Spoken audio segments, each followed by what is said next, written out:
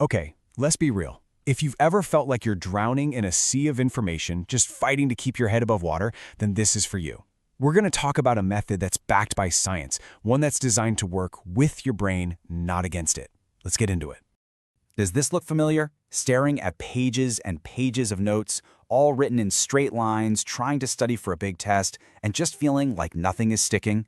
You are definitely not alone. And it turns out, it's probably not your fault. It's the method you're using. And get this, the research actually backs this up.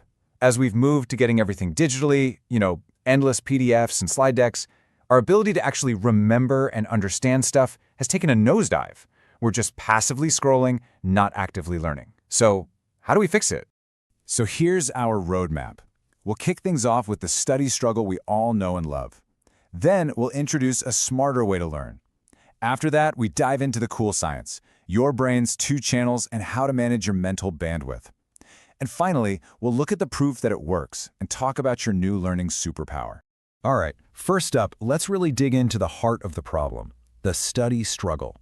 Think about it. Your brain doesn't think in bullet points or straight lines. It's this incredible, chaotic, beautiful web of connections and associations. So when we force ourselves to write notes line by line, we're basically trying to fit this amazing web into a tiny, unnatural box. It makes it so much harder to see the big picture. But what if there was a way to take notes that actually looked like how your brain thinks? Well, that brings us to a much, much smarter way to learn. And that's where mind mapping comes in. It's a really simple idea, right? You start with one big idea in the middle, and then you just branch out with all the related concepts, keywords, even little doodles. At first glance, it might look messy, but it's actually a super organized system that speaks your brain's native language. So why is this visual stuff so powerful? Well, the answer is in the science of how your brain actually works. And it all starts with its 2 very distinct channels for processing information. It's called dual coding theory. It sounds a little fancy, but the idea is actually super simple. A researcher named Alan Pavio figured out that our brains have basically 2 separate highways for information, one for words and another for images. Now here's what's so cool about this. The word channel uses symbols. The word tree doesn't actually look like a tree, right? It's just a symbol we all agree on. But the image channel, that uses direct representations. A picture of a tree looks like a tree. Your brain gets it instantly. And this is the absolute magic of mind mapping.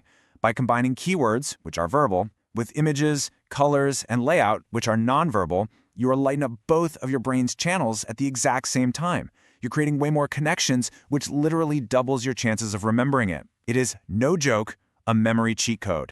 So using 2 channels is amazing for your memory, but what about just feeling less overwhelmed? Let's talk about how mind maps help you manage your mental bandwidth. This is where something called cognitive load theory comes in. Basically, it just says that your working memory, the part of your brain that's juggling information right now, can only handle so much at once. It's like your computer's RAM. If you open too many tabs, everything slows down and eventually crashes. So this load has 3 parts. First, intrinsic load. That's just how hard the topic is. Some things are just tricky. Second, extraneous load. This is the bad stuff. It's all the useless mental work caused by poor presentation, like trying to find one fact in a giant wall of text. Finally, you have germane load. This is the good stuff. This is the effort you spend actually understanding ideas and having those aha moments. And here's the genius part. A good mind map completely slashes that useless extraneous load.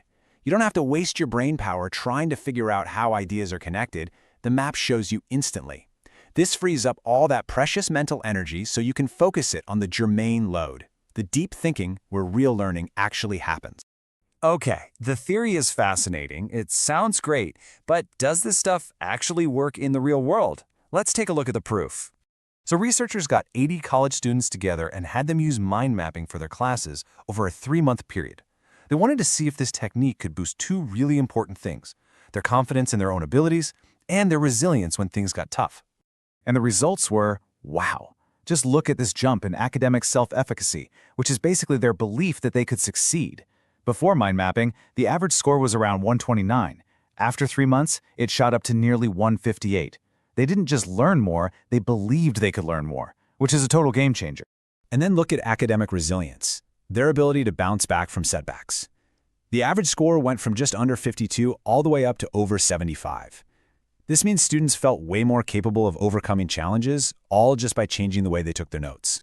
And if you need one more hard number, here you go, 40%. Research shows that learners who use visual skills, like in mind mapping, can have a 40% higher retention rate than people who only use words. 40%! I mean, that's the difference between passing and failing. So what does this all mean for you? It means you have access to a brand new learning superpower, and you can start using it today. Let's recap.